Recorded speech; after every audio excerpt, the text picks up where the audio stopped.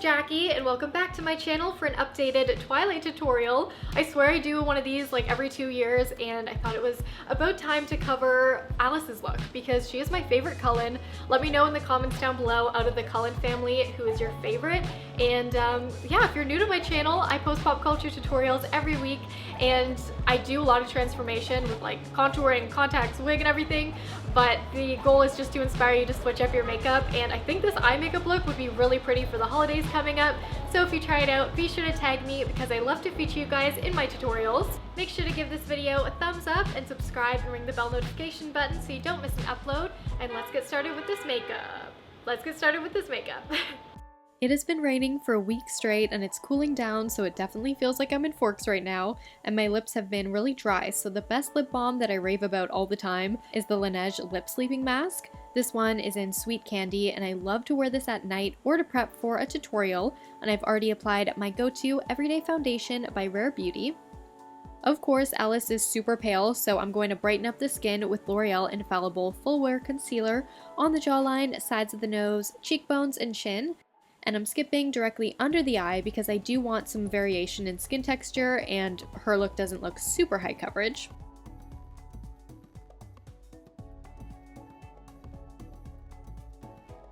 Quickly setting the face. And for a very light bronzer, I'm using the Charlotte Tilbury Airbrush Bronzer in the lightest shade they have. This is comparable to Benefit Hoola Light Bronzer, and I was completely out of Hoola Light, so I went with this one. I've hit pan on it as well, so if you are pale and you're looking to bring in some dimension and a bit of warmth without looking orange, these bronzers are a great option and all listed below. I'm such a fan of tiny brushes for contouring, and to get the Alice look, I'm creating more of a bony, pixie-like nose. So with a tiny line under my natural brow, I'm going to start to slim down the top of my nose and create a very subtle indent to where the top of the nose tip would be. And then repeating that step on the other side with a tiny line horizontal and then vertically down there, filling in from that contour to the eye socket for a taller and slimmer looking nose bridge. And as for the shades I'm using, I have like a matte gray taupe, and then I'm bringing in some different skin tone shades, like a bit of purple, a bit of green here and there because it looks more like natural flesh tones. But like I said, this part is totally for fun. It's just a challenge for me to try to recreate the features. And with the nose tip, it's mainly two little lines in a V shape, and then I'm creating more structure to it. Bringing the bottom of the nose a bit lower.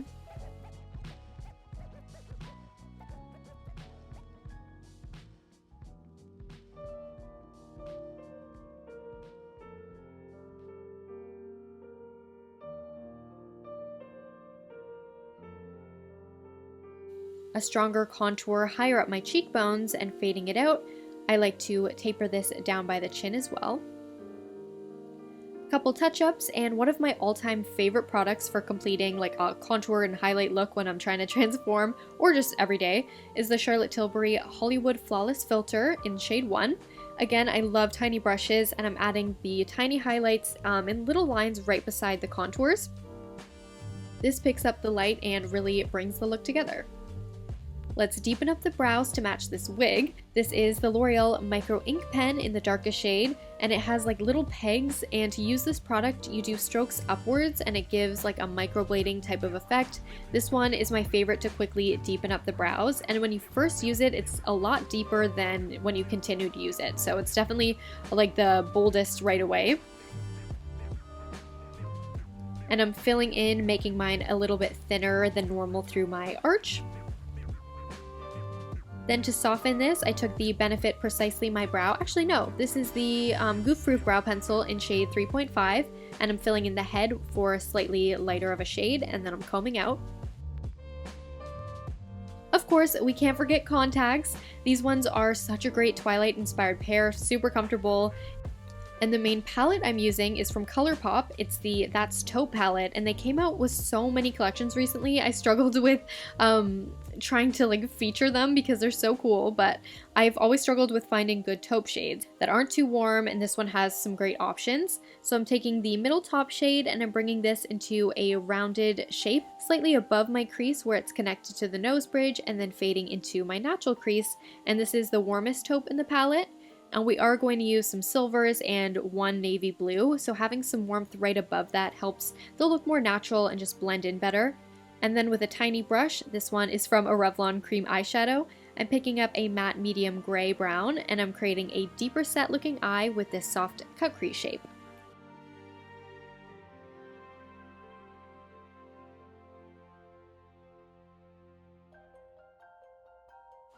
Darkening up the inner portion of that line and directly where that line hits the crease.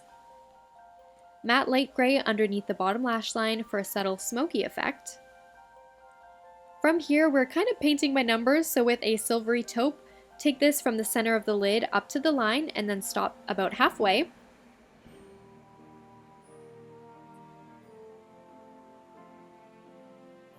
Take the shimmery shade for the inner corner and add some more dimension with a matte gray right at the beginning of the lid. Now for a pop of navy blue, I used this cream eyeshadow from Revlon, and I took this on the back of my hand and then I'm filling in the rest of the lid up until the line again.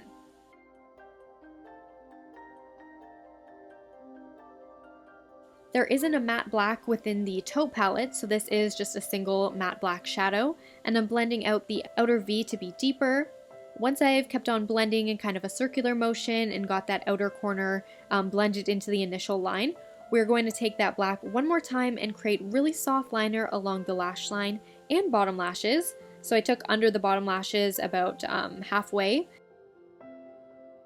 and then really tightly against the upper lash line and in a subtle wing, dragged into an extended line in the inner corner for a cat eye effect. Right next to the tear duct on the inner waterline, I also added some black. This was one of my favorite looks Alice wore through like the whole series, and I've been dying to use some of the Hocus Pocus collection, also from ColourPop. But there hasn't been a look that I have planned that like matched the shades, so I thought I'd bring in the Clever Witch pair of lashes, and I've used these a few times, so I'm just going to pop these on with a bit of glue.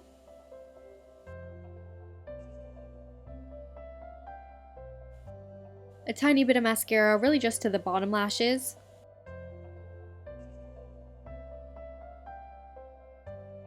And then I'm taking this gorgeous shade from Buxom and I'm really lightly dabbing this onto my lips for more of a pinky natural shade. Then with this Maybelline Superstay crayon, I'm dabbing this along the outer corners of the bottom of the lip. Just bit in look, and then I'm fading it out with some matte gray patted along the lips.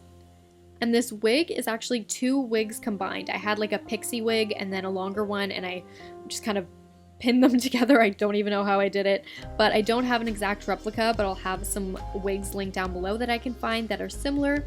And I thought this ended up looking pretty Alice-like. My hair was a little bit shorter than hers in the scene that I'm pulling from. And I'll have this necklace linked as well, and this is just a similar top that I found on Poshmark. I always loved Alice's outfits. They always had such a Victorian flair, which I love, and I asked this in my last Twilight video, but let me know in the comments if you were Team Edward or Team Jacob.